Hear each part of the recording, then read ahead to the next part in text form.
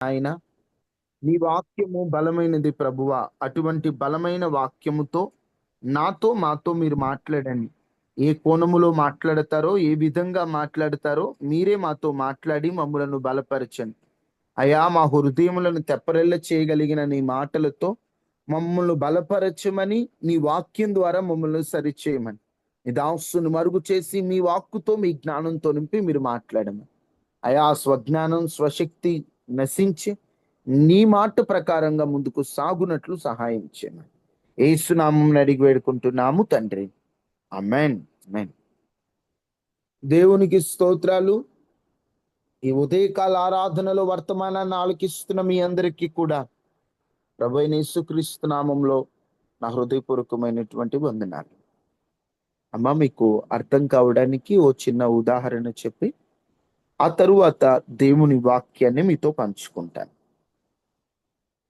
స్తలం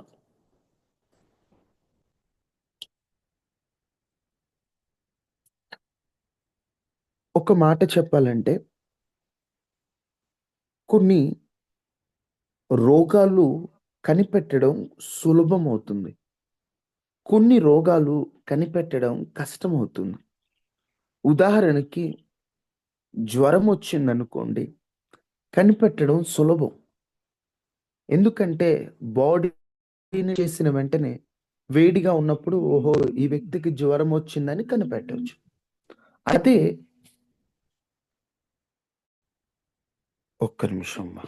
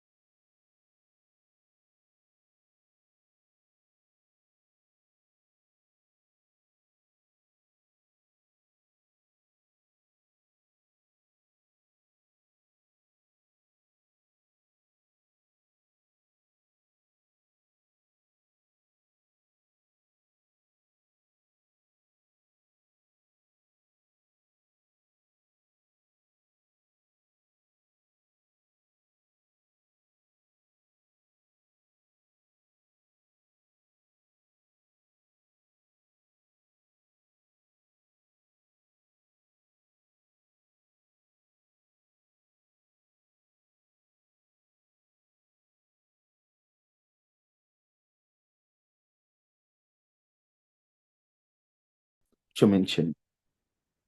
కొన్ని లక్షణాలని ఈజీగా కనిపెట్టేయచ్చు. కొన్ని లక్షణాలు, అంటే ఒక మాటలో చెప్పాలంటే, మీకు ఇందాకేం చెప్తున్నానంటే, ఒక మనిషికి జ్వరం వచ్చిందనుకోండి, బాడీ టచ్ చేసి ఈ వ్యక్తికి జ్వరం ఉందని చెప్పేయచ్చు. ఒక మనిషికి షుగర్ వచ్చిందనుకోండి, ఏదైనా టచ్ చేసి చెప్పగలరా? ముఖం చూసి ఈ వ్యక్తికి షుగర్ వచ్చేసింది, షుగర్ ఉంది, లేదు అని చెప్పగలమా? మీరు చెప్పండి. అంటే చెప్పలేము. కొన్ని లక్షణాలను బట్టి కనిపెట్టొచ్చు, కొన్ని నార్మల్‌గా కనిపెట్టొచ్చు. ఇప్పుడు ఉదాహరణకి ఈ మనిషికి షుగర్ ఉందని తెలవాలి. అప్పుడు నువ్వేం చేస్తావు? వెంటనే నీకే లక్షణాలు కనిపిస్తున్నాయి? నాకు కాళ్ళు తిమ్మిర్లొస్తున్నాయి, నా శరీరంలో ఇలాంటి మార్పులొచ్చాయంటే, ఓహో, నీకు షుగర్ ఉండొచ్చు. నువ్వెళ్లి టెస్ట్ చేయించుకోవాలి. అదే ఫీవర్ అనుకోండి, నువ్వు టచ్ చేసి చెప్పేయొచ్చు. ఎందుకు ఈ మాట మీతో చెప్తున్నానంటే, అమ్మ, కొన్ని కనిపెట్టాలంటే కాస్త కష్టమవుద్ది. వాటిని లక్షణాలను బట్టి కనిపెట్టాలి. ఇప్పుడు ఈ వ్యక్తికి షుగర్ ఉందా? లేకపోతే ఈ వ్యక్తికి పలానా రోగం ఉందా? ఈ వ్యక్తి క్యాన్సర్ ఉందా? అని తెలియాలనుకోండి, ఏం చేస్తారు? వెంటనే టెస్ట్ చేయిస్తారు. టెస్ట్‌ను బట్టి, అంటే టెస్ట్ చేసే ముందు లక్షణాలను బట్టి ఈ వ్యక్తిలో ఈ రోగం ఉండొచ్చు. డాక్టర్స్ దగ్గరికెళ్ళామనుకోండి, కొన్ని కొన్ని లక్షణాలను బట్టి టెస్ట్ చేస్తారు. సార్, నాకు టెస్ట్ చేయండి అంటే డైరెక్ట్‌గా కొన్ని టెస్టులు చేయరు. సార్, నాలో ఈ లక్షణాలు కనిపిస్తున్నాయి, నాకు టెస్ట్ చేయండి అంటే, ఓహో, లక్షణాలను బట్టి ఇది ఉండొచ్చు, లక్షణాలను బట్టి ఇది ఉండకపోవచ్చు అని డాక్టర్లు అంచనా వేస్తారు. అలాగని ఓ వ్యక్తి దారి తప్పిపోయినప్పుడు, ఒక వ్యక్తి భక్తిలో దిగజారినప్పుడు, ఒక వ్యక్తి దేవునికి దూరమైనప్పుడు అది కనిపెట్టడం చాలా కష్టం.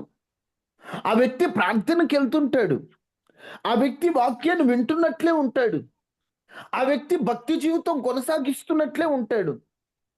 కానీ ఆ వ్యక్తి దారి తప్పిపోయాడని, ఆ వ్యక్తి దేవునికి దూరమైపోయాడని, ఆ వ్యక్తి భక్తి జీవితంలో దిగజారిపోయాడని ఎలా గ్రహించాలి, ఎలా కనిపెట్టాలి అంటే ఆ వ్యక్తిలో కనిపించే కొన్ని లక్షణాలను ఆధారం చేసుకొని, ఈ లక్షణాలు ఆ వ్యక్తిలో ఉంటే ఆ వ్యక్తి దారి తప్పినట్టు, ఈ లక్షణాలు ఆ వ్యక్తిలో ఉంటే ఆ వ్యక్తి భక్తిలో దిగజారినట్లు, ఈ వ్యక్తిలో ఈ లక్షణాలు కనిపిస్తే ఆ వ్యక్తి దేవునికి దూరం అయిపోయినట్లని మనం గుర్తించాలి. ఎవరో ఒకరిని గుర్తించడం కాదు, లేదా ఎవరో ఎలా ఉన్నారని మనం గమనించడం కాదు, కానీ మనం ఎలా ఉన్నాం. నేను ఒక 4, 5 లక్షణాలు మీతో చెప్తాను. ఈ లక్షణాలు గనక నీలో కొంచెం కనిపించిన వెంటనే ఈ పూట ప్రార్థనలో ఉండు. అయ్యా, నేను దారి తప్పాను. ఆ లక్షణం నాలో కనిపిస్తుంది. ఆ లక్షణం కనిపిస్తుందంటే ఆ రోగం నాలో ఉండొచ్చు. ఏ రోగం? పాప రోగం నన్ను వెంటాడుతూ ఉండొచ్చు. అయ్యా, నాకు సాయం చేయమని వెంటనే ప్రభువుని ఆశ్రయించు. ఇప్పుడు హాస్పిటల్‌కెళ్ళావు. నీలో ఈ రోగం ఉందని డాక్టర్ చెప్పారు. ఏం చేస్తావు వెంటనే? ఏంటి, నాకు ఈ రోగం ఉందంటావా? నువ్వు నన్నంటే నేను ఒప్పుకోను అని గొడవ పెట్టుకుంటావా? లేదు. అయ్యా, ఈ రోగం పోవడానికి ఏదన్నా మందు ఇవ్వమని అడుగుతాం. పాపపు రోగం పోవడానికి నీకు మందు ఇవ్వగలిగినటువంటి సమర్థుడు మన సజీవుడైన దేవుడు. అందుకని దయచేసి మీరందరూ కూడా జాగ్రత్తగా ఈ లక్షణం నాలో ఉందా అని మనం పరిశీలిద్దాం. చూడండి, మొదటిగా అపోస్తుల కార్యములు 28వ అధ్యాయం 27వ వచనం. దారి తప్పిన విశ్వాసులో కనిపించే లక్షణాలు.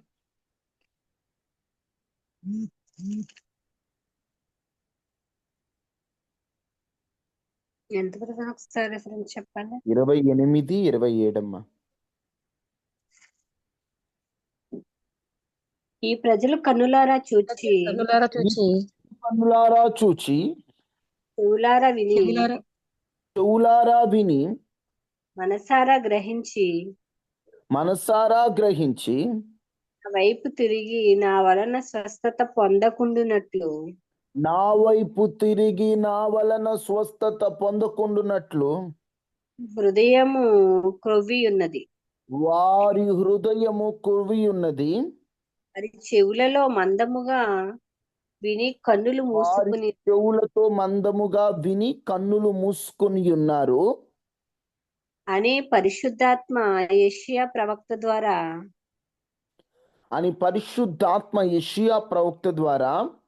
మీ పితరులతో చెప్పిన మాట సరియే. మీ పితరులతో చెప్పిన మాట సరియే. మీరు గమనిస్తే ఈ ప్రజలు ఉన్నారే, కన్నులారా చూచి చెవులారా విని, కన్నులారా చూస్తున్నారు, చెవులారా వింటున్నారు, మనసారా గ్రహించకుండా, వారి హృదయము బాగుపడకుండా వారి చెవులు మందమైపోయాయి. చెవులు మందత్వం అంటే ఏమిటంటే, మందమైనది అంత ఈజీగా పని చేయలేదు, గట్టిగా ఉంది. బాగా లావెక్కిన మనిషి తొందరగా లెగవలేరు. ఎందుకంటే వారి హృదయము అంటే వారి శరీరము క్రొవి ఉన్నది కాబట్టి. ఇక్కడ కనిపిస్తున్న ఓ లక్షణం ఏంటంటే, చెవులు మందమట.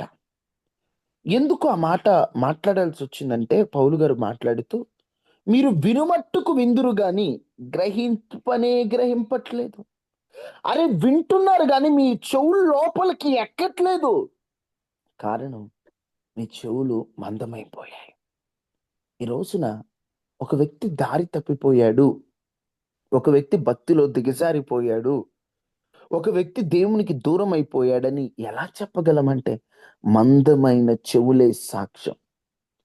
దేవుని మాటలు వినడానికి చెవులు ఆసక్తి చూపవు, మందమైపోతాయి. ఒకప్పుడు వాక్యం వినాలని తాపత్రయపడుతూ, వాక్యం ఎక్కడ దొరుకుతుందా, వాక్యాన్ని ఎలా వినాలా, ఏం నేర్చుకోవాలా, అమ్మో ఒక పూట నిద్రపోతే వాక్యాన్ని నేను మిస్ అయిపోతానే, వాక్యం నేను నేర్చుకోవాలి, దేవుడు నాతో మాట్లాడాలి, దేవుడు నన్ను బలపరచాలనే ఆశ కలిగిన నీవే ఒక్కొక్కసారి వాక్యం వినబుద్ధి కాదు, వాక్యం ఎక్కదు. వాక్యం వినాలంటే నిద్ర వస్తుంటది. వాక్యం వింటున్నప్పుడు ఏవేవో ఆలోచనలు వచ్చేస్తుంటాయి. వాక్యాన్ని రాసుకోబుద్ధి కాదు, వాక్యం పట్ల ఇంట్రెస్ట్ రాదు. వాక్యం పట్ల ఏదో తెలియని నిర్లక్ష్య భావం ఏర్పడుద్ది. దాని అర్థం నువ్వు దారి తప్పిపోతున్నావు. ఒకప్పుడు వాక్యం కొరకు తహతహలాడిన నీవే ఈరోజు వాక్యం పట్ల నిర్లక్ష్య స్వభావం వచ్చిందంటే, వాక్యం పట్ల ఏం వింటాంలే, వాక్యం ఏముందిలే అనేటువంటి మనస్సు నీలో ఏర్పడిందంటే, దాని అర్థం ఏమిటంటే నీ చెవులు మందమైపోయాయి. నీ చెవులు మందమైపోయాయి. నీవు విన్న మట్టుకు వింటున్నావు, కానీ లోపలికి వెళ్ళనివ్వట్లేదు, చెవుల్లోకి వెళ్ళనివ్వట్లేదు. మందమైన చెవులు. జాగ్రత్త. రోజు నువ్వు అలాగనే ఉన్నావా? దేవుని మాట నీకు ఎక్కట్లేదా? ఇన్ని వాక్యాలు విన్నా నీలో స్వభావంలో మార్పు రావట్లేదా? ఏదో విని వదిలేస్తున్నావా?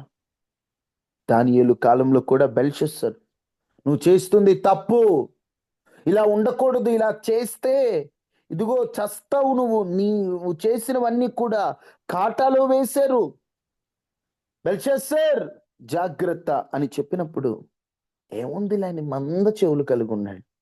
తెల్లారి మట్టుకు చావలేదా? తెల్లారి మట్టుకు అతని చావును కొని తెచ్చుకోలేదా? ఎలీషా అంటున్నాడు గెహాజీతో, గెహాజీ నువ్వేం చేశావు? ఎక్కలా? తర్వాత కుష్ఠరోగం రాలేదా?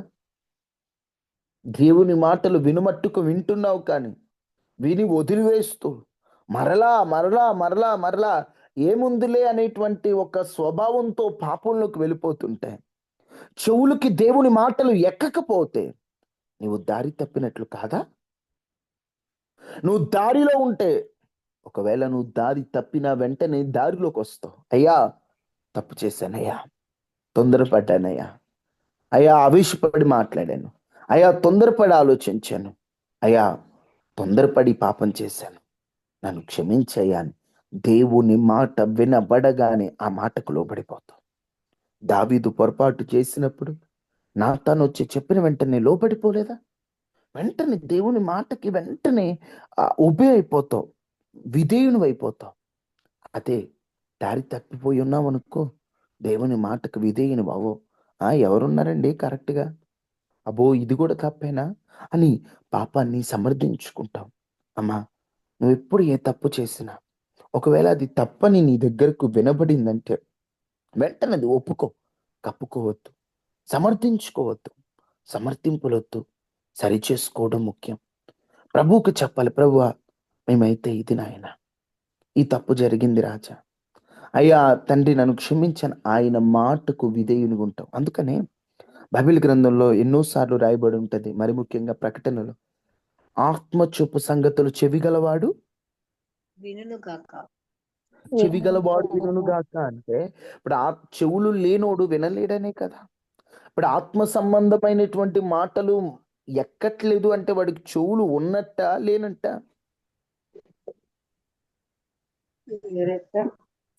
లేదు కదా. ఆత్మ సంబంధమైన మాటలు ఎక్కట్లేదు, ఆత్మ సంబంధమైన వాటి మీద ఆసక్తి రావట్లేదు అంటే వాడు చెవులు లేనట్టు, లేదా ఉన్న మందమైనట్లు. ఈరోజు చాలా మందికి ఆత్మ సంబంధమైన మాటలు ఎక్కట్లేదండి, ఎందుకంటే వాళ్ళు చెవులు మూసుకుపోయాయి, చెవులు మందమైపోయాయి, చెవులు లేని వారైపోయారు వారు. దయచేసి దయచేసి దయచేసి మీతో ఒకటే చెప్తున్నా, వాక్యాన్ని వినండి, వాక్యాన్ని వినండి, దేవుని మాటను వినండి, దేవుని దైవికమైనటువంటి ఆలోచన వినండి. తొందరపడద్దు. ఒకవేళ మీరు తొందరపడ్డారనుకోండి, ఆత్మ సంబంధమైన మాటలు గ్రహించలేకపోయారనుకోండి, చాలా నష్టపోతారు, చాలా నష్టపోతారు. అయ్యా నాతో మాట్లాడు, నువ్వు నాతో మాట్లాడు. ఒకవేళ దేవుడు నీతో మాట్లాడనట్టు నీకు అనిపించింది అనుకోండి, దేవుడు నాతో ఈ మధ్య అసలు ఏం మాట్లాడట్లేదు, నా పరిస్థితికి తగినట్లు ఒకప్పుడు మాట్లాడేవాడు, నేను ఏ దారి తప్పినా దేవుడు నాతో మాట్లాడేవాడు, ఇప్పుడు ఆయన నాతో మాట్లాడట్లేదు అని నీకు అనిపించిందంటే మోకరించి ఒకటే, ప్రభు నాతో మాట్లాడు, నువ్వు ఎలా మాట్లాడుతావో నాకు తెలియదు, నాతో మాట్లాడు, నీ మాట కొరకే నేను కనిపెడుతున్నాను, నీ మాట దూరం అయిపోయి నేను బ్రతకలేనయ్యా, నీ మాట జీవపు ఊటయ్యా, నీ మాట నా ప్రాణమునకు నెమ్మదినిస్తుందయ్యా, నాతో మాట్లాడు దేవా, నాతో మాట్లాడు దేవా, నాతో మాట్లాడు దేవా అని దేవుణ్ణి అడగాలండి. ఆయన మాట్లాడకపోతే మనం ముందుకు వెళ్ళలేం. ఒకవేళ నువ్వు దారి తప్పున్నావు అనుకో, ఆయన మాట్లాడిపోయినా బతికేస్తావు. అదే గనక దారి తప్పిన ఒక సరైన దారిలో ఉండాలనుకుంటే ఆయన మాట లేక నువ్వు బ్రతకలేవు. ఈరోజు దేవుని మాట కొరకే కనిపెడుతున్నావు. ఒక పాటలో యేసయ్య గారు రాస్తారు, నీవు మాట్లాడని రోజునా నా కనులకు నీ కరువాయనే. నీవు పెదవిప్పిన రోజునా నీ సన్నిధి పచ్చిక బయలాయని. నీ సన్నిధి పచ్చిక బయలాయని. ఏసయ్యా, నా హృదయ స్పందన నీవే కదా. విశ్వమంత నీ నామము గణనీయము. విశ్వమంత నీ నామము గణనీయము. నీవు మాట్లాడని రోజున నా కనులకు నీ కరువాయనే. దారి తప్పని వాడు దేవుడు మాట్లాడకపోతే వెంటనే నిద్రపోడు. ఆ రోజు నాతో నువ్వు ఈరోజు మాట్లాడలేదు, నీ మాట నేను వినకుండా నా చెవులు మందమయ్యాయేమో, నీ మాట నేను వినకుండా నా భక్తి జీవితం అలా పోతుందేమో. అయ్యా, నాతో మాట్లాడు, నువ్వు మాట్లాడపోతే నేను బ్రతకలేను, నువ్వు మాట్లాడిపోతే నా కనులకు నిద్ర రాదు, నువ్వు మాట్లాడపోతే నాకు ఎట్లనో ఉంటది, నీతో మాట్లాడాలి, నువ్వు నాతో మాట్లాడాలని ఒక బంధం ఉంటది. దారి తప్పినోడు దేవుడు మాట్లాడిపోయిన వాడికి పర్లేదు, దేవుడు మాట్లాడిపోయిన వాడికి అసలు పట్టించుకోడు. నాతో దేవుడు మాట్లాడట్లేదే, నాతో ఇంతకు ముందు మాట్లాడే దేవుడు ఇప్పుడు మౌనం అయ్యాడే, నాతో మాట్లాడట్లేదు అనేటువంటి ఆలోచన కూడా రాదు. ఏముందిలే అన్నట్లుగా ముందుకెళ్ళిపోతాడు. ఎందుకంటే వాని చెవులు మందమైపోతాయి. ఒకవేళ ఈ లక్షణం మనలో ఉంటే మనం పరీక్షించుకుందాం. రెండు, ఒకటి, చెవులు మందమైపోతాయి. రెండు, ఎఫెసీలకు రాసిన పత్రిక 4:18. ఎఫెసీలకు రాసిన పత్రిక 4:18.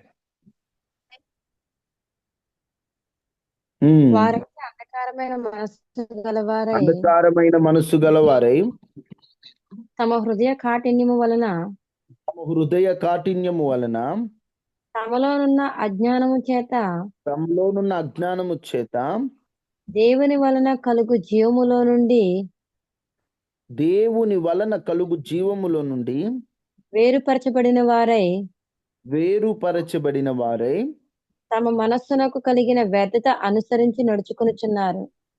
తమ మనస్సునకు కలిగిన వ్యర్థత అనుసరించి నడుచుకొనుచున్నారు. ఇక్కడ రాయబడినటువంటి మాటను మనం పరిశీలిస్తే, వారైతే వారైతే కొందరున్నారు, వారైతేనట అంధకారమైనటువంటి మనస్సు కలిగిన వారై. అంటే అంధకారమైన మనస్సు, అంధకారం అంటే ఏంటి? వారికి అంధకారంలో ఉన్నారంటే వారికి కనిపిస్తుందా, కనిపించట్లేదనా? కనిపించట్లేదు. కనిపించడం. వారైతే అంధకారమైన మనసు అంటే వాళ్ళ మనస్సు ఎట్లా మారిపోయిందట? అంధకారం, వాళ్ళకి ఏం కనబడదు. గుడ్డివారై గుడ్డివారై అంటే ఒకటి, చెవులకు మందం వచ్చేస్తుంది దారి తప్పితే. రెండు, కన్నులకు గుడితనం వస్తుంది దారి తప్పితే. వారికి ఇక దైవిక సంబంధమైనవి కనబడవు. ఇకంతా కూడా దైవిక సంబంధమైనవి అంధకారంలా ఉంటది. వారైతే అంధకారమైన మనస్సు గలవారై తమ హృదయ కాఠిన్యము వలన, హృదయం కఠినంగా మారిపోద్ది అంధకార మనసు వస్తే. హృదయ కాఠిన్యం, తమలోనున్న అజ్ఞానము చేత దేవుని వలన కలుగు జీవములో నుండి వేరైపోతున్నారు. మనస్సుకు వ్యర్థత అనుసరించి దాని ప్రకారమే ఉంటున్నారు. సిగ్గు లేని వారై అపవిత్రతను అత్యాశతో, అతి ఆశతో జరిగిస్తూ తమను తామే కాముకతో పాపానికి అప్పగించుకున్నారట. ఎందుకు ఈ మాటలు చెప్తున్నానంటే, కన్నులకు గుడ్డితనం వచ్చేస్తే ఏం చేస్తున్నామో అర్థం కాదు. కన్నులకు గుడ్డితనం వస్తే అసలు ఎట్లా ప్రవర్తిస్తున్నామో అర్థం కాదు. సిగ్గు లేని వారం అయిపోతాం. ఈరోజు చాలా మంది చేయరాని కార్యాలకు అలవాటు పడిపోవడానికి కారణం వారి కన్నులకు గుడ్డితనం. ఈరోజు మన పరిస్థితి ఎలా ఉంది? ఒక్కొక్కసారి మన జీవితంలో జరిగిన కొన్ని పరిస్థితులు జ్ఞాపకం చేసుకుంటే, అరే నేనేనా ఇలాంటి పాప పని చేసింది, అరే నేనేనా ఇలాంటి అసహ్యమైనటువంటి పని చేసింది, అరే బాబు, నేనేనా ఇట్లాంటి చండాలమైనటువంటి పనిని నేను చేసింది నేనేనా? ఛీ! నేనెందుకు ఇలా ప్రవర్తించాను? నేనెందుకు ఇలా ఉన్నాను అని మనకిప్పుడు అనిపిస్తుంది. ఆ సమయంలో దారి తప్పినప్పుడంట మన కన్నులకు గుడ్డితనం రావటం వల్ల మనం ఏం జూస్తున్నామో మనకర్థం గాదు. గుర్తుపెట్టుకోండి. ఒక వ్యక్తి, మీరైనా, మీకు సంబంధించిన వారైనా, తానేం జేస్తున్నాడో తనకర్థం కాని స్థితిలో ఉన్నాడంటే, తన మనస్సుకి అంధకారం వచ్చేసింది. గుడితనం వచ్చేసింది. ఆ కన్నులకు గుడితనం రావడం వల్ల తనేం చేస్తున్నాడో తనకర్థం కావట్లా. తనెటెళ్తున్నాడో తనకర్థం కావట్లేదు. ఎందుకంటే అపవాది తన మనోనేత్రాలు మూసేశాడు. ఇంక మనస్సాక్షి గద్దించదు. మనస్సాక్షి ఏం చెప్తదంటే, ఇదిగో ఈ పాపం జేయాలంటే ఈ పన్నాగం పన్ను, ఈ పాపం జేయాలంటే అట్లా వెళ్ళు, ఈ పాపం జేయాలి ఇట్లా వెళ్ళని పాపానికై పన్నాగాలు పన్నుతాడు మనస్సు. అందుకని నీ కన్నులు గుడ్డితనంగా ఉన్నాయా? ఒకసారి స్వపరీక్ష చేసుకో. అంధకారంలో ఉన్నావు. అంధకార మనస్సుందా నీలో ఏమన్నా? అయ్యా, ఒక్కొక్కసారి అంధకార మనసొచ్చేస్తుందయ్యా. అయ్యా, నేనేం జేస్తున్నా నాకర్థం గాట్లేదంటే ప్రార్థన జేసుకో. ఎందుకంటే సాతాను నీ కళ్ళు మూసేస్తే నువ్వేం జేస్తున్నావో నీకర్థం గాదు. నేనేనా? నా పిలుపేంటి? నా దర్శనం ఏంటి? నేనెందుకు పుట్టాను? అనేది అర్థం కాదు. పెద్ద పెద్ద సేవకులనబడిన వారు ఎంతో ఆత్మీయులు పడిపోవడానికి ఇదే కారణం. వారి కన్నులకు గుడ్డితనం అపవాది కలుగు చేయడాన్ని బట్టి. ఎటెళ్తున్నారా? ఏం చేస్తున్నారా? ఏం మాట్లాడుతున్నారా? ఇలాంటివన్నీ వాళ్ళు మరిచిపోయారు.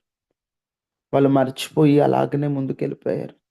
తీరా చూస్తే చాలా నష్టపోయారు. తీరా చూస్తే చాలా బాధపడుతున్నారు. వద్దు. కన్నులకు గుడితనం ఉందేమో ఒకసారి స్వపరీక్ష చేసుకో. మూడో మాట చెప్తాను. 1 చెవులకు మందం. 2 కన్నులకు గురుడితనం. 3 రోమా 3, 13, 14 రోమీలకు రాసిన పత్రిక. వారి గొంతుక వారి గొంతుక తెరచిన నోరు సమాధి, తెరిచిన సమాధి. తమ నాలుకతో మోసము చేయుదురు. నాలుకతో మోసము చేయుదురు. వారి పెదవుల క్రింద సర్ప వారి విషమున్నది. పెదవుల క్రింద సర్ప విషమున్నది. వారి నోటి నిండా శపించుటయు పగయు ఉన్నవి. వారి నోటి నిండా శపించుటయు పగయు ఉండిరి. వారెవరంటే 12 అందరూ త్రోవ తప్పి ఏకంగా పనికి మాలినవారైరి. అంటే త్రోవ తప్పిన వారు, పనికి మాలిన వారు, వారందరూ కూడట వారి నోటి నిండా శపించడం, వారి గొంతుక తెరిచిన సమాధి. అంటే 2 గుడితనము కన్నులకు కలిగితే, 3 నాలుక అదుపు తప్పిద్ది దారి తప్పినోళ్ళకి. ఆత్మీయుడే. కానీ నోటికి ఏ మాటొస్తే ఆ మాట మాట్లాడేస్తున్నాడు. అరే! ఈ మాట మాట్లాడొచ్చా? మాట్లాడకూడదని లేదు. బూతు మాటలొచ్చేస్తున్నాయి. అసహ్యమైన మాటలొచ్చేస్తున్నాయి. అక్రమమైన మాటలొచ్చేస్తున్నాయి. అంటే దానర్థం ఆ వ్యక్తి దారి తప్పిపోయాడు. ఈ రోజున నువ్వు కూడా ఒక్కొక్కసారి నీ నోరు నీకు తెలియకుండా అదుపు తప్పిపోతుందేమో. నువ్వేం మాట్లాడుతున్నావో నీకు అర్థం కాక గబుక్కున తొందరపడి మాట్లాడుతున్నావు. అసహ్యమైన మాటలు. ఓసారి ఆలోచిస్తే నేనేంటి ఇట్లా మాట్లాడుతున్నాను చండాలంగా నీకే అనిపిస్తుంది. వెంటనే నువ్వు స్వపరీక్ష చేసుకో దారి తప్పావని. నోరు జారకూడదు. ఎట్లాంటి స్థితి అయినా, ఒకవేళ ఎట్లాంటి పరిస్థితి అయినా నోరు అదుపులో ఉంచుకోవాలి. స్థితిని బట్టి నోరు జారితే వాడు పనికిమాలినోడైనప్పుడు పనికిమాలినోడికి నువ్వు కరెక్ట్‌గా బుద్ధి చెప్పు. నువ్వు వాడిలాగా పనికిమాలిన వాడివై నువ్వు నోటికొచ్చినట్టు బూతు మాటలు మాట్లాడితే నీకు వానికి తేడా ఏముంది అన్ని జనులకి నీకు? ఆ వ్యక్తి బూతులు మాట్లాడితే నువ్వు చెప్పు సమాధానం. ఇది సంగతి ఎందుకు మాట్లాడుతున్నావు అసహ్యమైన మాటలు అనాల్సింది పోయి. వాడు బూతులన్నాడని నువ్వు బూతులని. ఇలాంటి నోరు అదుపు తప్పితే దానర్థం వెంటనే నువ్వు దారి తప్పిపోయావు. దారి తప్పిపోయావు. ఎందుకంటే నీ నోరే దానికి సాక్ష్యం దారి తప్పిపోయావు. నీ నోటి మాటలే. ఎందుకంటే నీ నోరు తెరచిన సమాధిలా మారిపోయింది. తెరచిన సమాధిలా మారిపోయింది కాబట్టి ఒకసారి నువ్వే స్వపరీక్ష చేసుకో. బ్రదర్ అండ్ సిస్టర్, నీ నోరెలా ఉంది? నీ నోరెలా ఉంది? నీ నోరెలా ఉంది? ఒకసారి నువ్వే ఆలోచించుకో. నోరెలా ఉంది? నీ నోరు మంచిగానే ఉందా? నువ్వు దారి తప్పిపోతున్నావు. నీకు అర్థం కావట్లేదు. కొన్నిటిని బట్టి చాలా దారి తప్పావు. ఇప్పటి నుండైనా సరిచేసుకో. చివరిగా ఒక మాట చూపించి నేను ఈ పూట త్వరగా ముగిస్తాను. హెస్కేలు 18:4.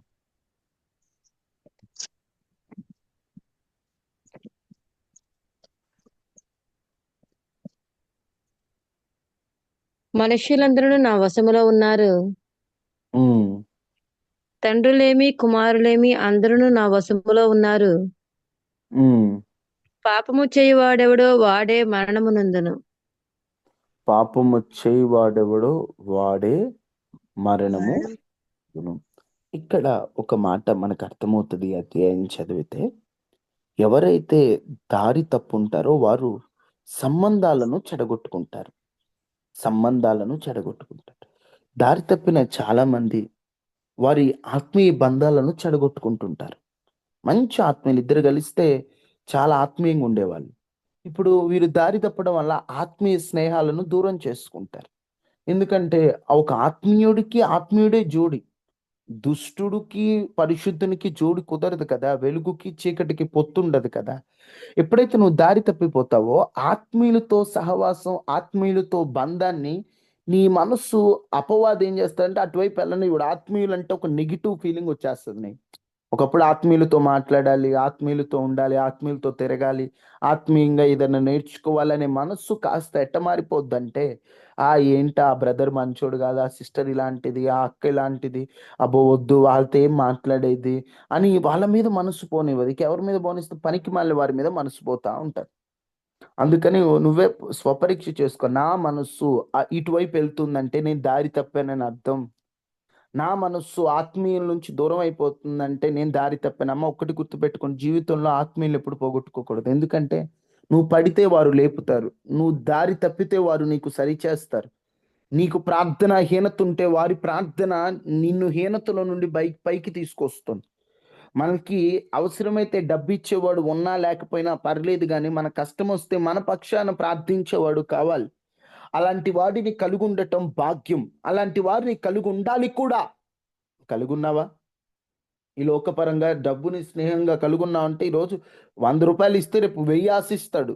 మనిషి ఏంటంటే, మా ఇంటికి వస్తే ఏం తెస్తారు, మీ ఇంటికి వస్తే ఏమి ఇస్తారట. అంటే మనిషి ఎప్పుడు తనే లాభం పొందాలని ఆలోచిస్తాడు తప్ప వేరొక వ్యక్తి లాభం పొందాలని ఆలోచన రాదు.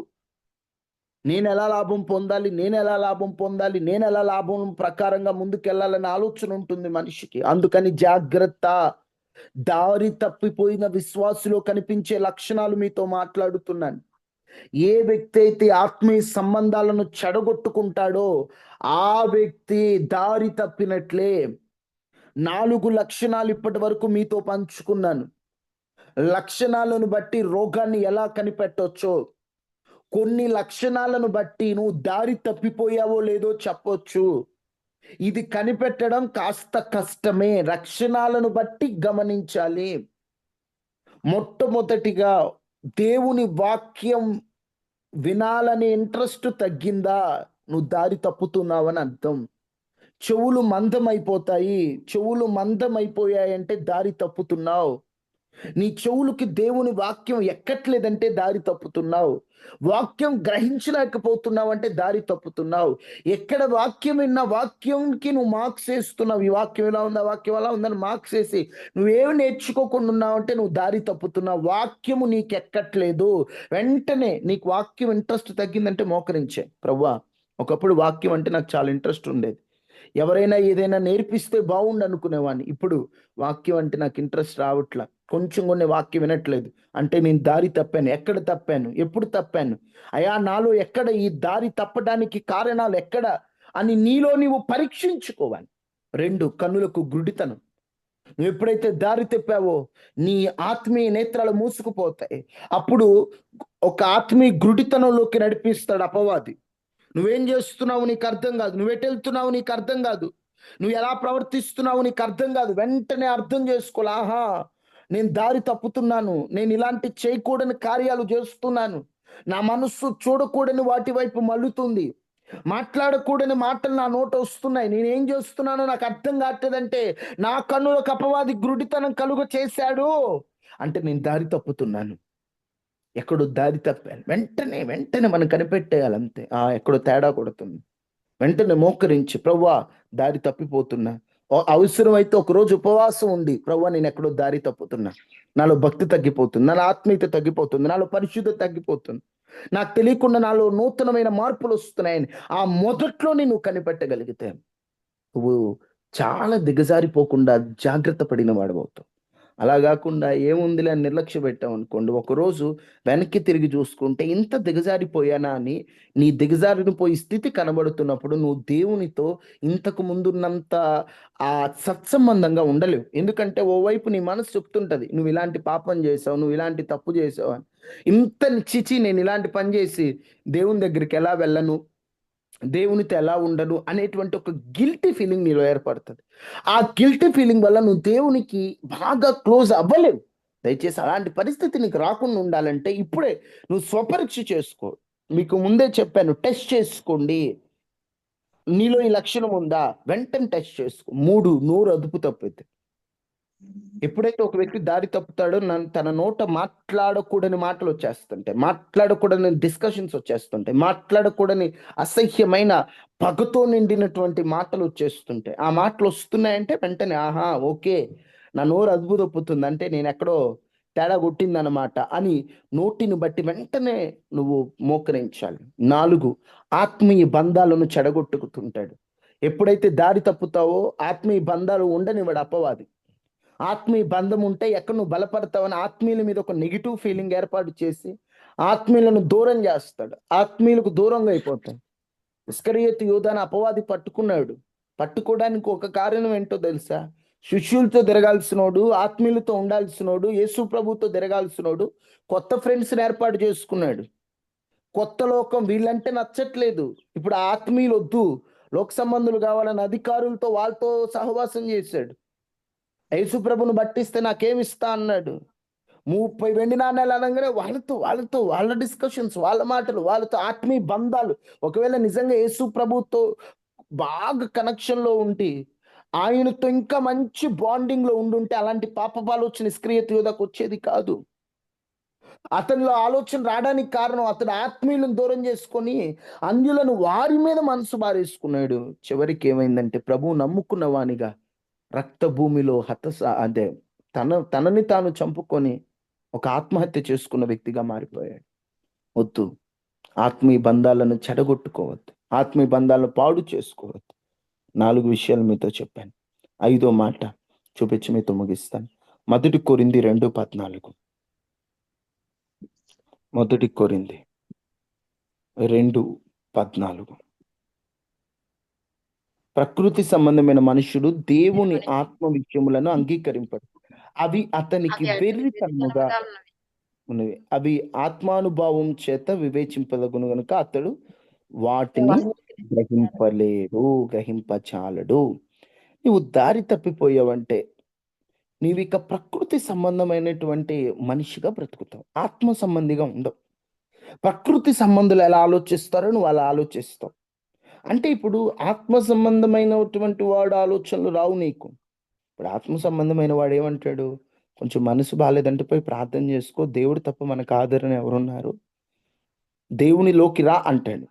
ఇప్పుడు ప్రకృతి సంబంధమైన మనిషి అంటాడా, ఏమైనా ప్రార్థన చేసుకుంటూ పోయి ఏదో మాట్లాడితే ఏదో ఆదరణ వస్తుందా, అదెందుకురా సినిమాకి వెళ్తే బాగుంటది కదా అన్నట్టు మాట్లాడతారు ప్రకృతి సంబంధమైన మనిషి.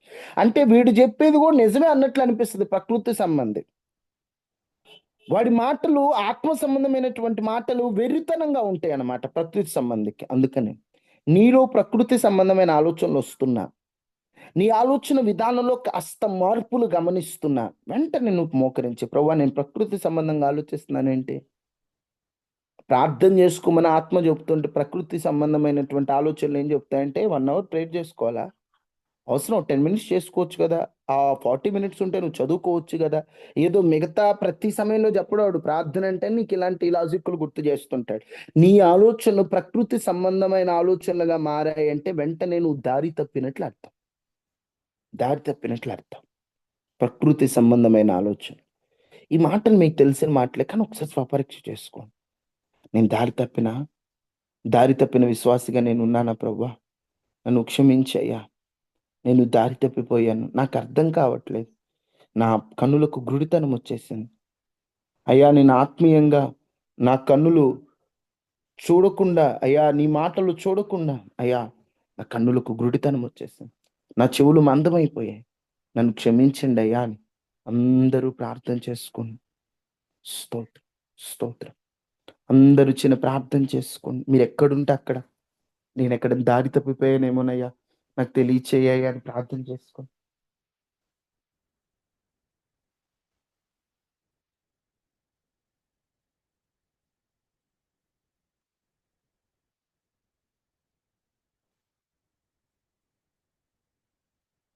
మహాపరిశుద్ధుడా, మహోన్నతుడవైన దేవా, సర్వాధికారి అయిన ప్రభువా, మేము దారి తప్పిపోయామేమోనయ్యా! మా మనస్సు అది గ్రహించలేకపోయింది. అయ్యా! ఈ రోజున నీ పాదాలు పట్టుకుంటున్నాం.